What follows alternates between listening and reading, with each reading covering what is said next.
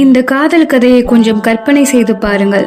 ஆயிஷா ரலியல்லாஹு அன்ஹா அவர்களுக்கும் நபி ஸல்லல்லாஹு அலைஹி வஸல்லம் அவர்களுக்கும் இடையே ஓட்டப்பந்தயம் வைத்தார்கள். முதலில் ஆயிஷா ரலியல்லாஹு அன்ஹா அவர்கள் வெற்றி பெற்றார்கள். சில நாட்களுக்கு பின்னர் ஆயிஷா ரலியல்லாஹு அன்ஹா அவர்களின் எடை அதிகரித்ததின் காரணமாக அவர்களால் ஓட முடியவில்லை. அப்போது நடந்த போட்டியில் நபி ஸல்லல்லாஹு அலைஹி வஸல்லம் அவர்கள் வெற்றி பெற்றார்கள். அப்போது நபி ஸல்லல்லாஹு அலைஹி வஸல்லம் அவர்கள் அன்புடன் சிரித்துக் கொண்டே கூறினார்கள், இது உன்னுடைய முதல் வெற்றிக்காக என்று. ஆயிஷா ரலியல்லாஹு அன்ஹா அவர்கள் மனைவி மட்டுமல்ல, ஒரு நெருங்கிய தோழியாகவும் நம்பிக்கைக்குரியவராகவும் சிறந்த அறிவாளியாகவும் இருந்தார்கள். பந்தயத்தின் போது போட்டியை விட சிரிப்பே அதிகமாக இருந்தது.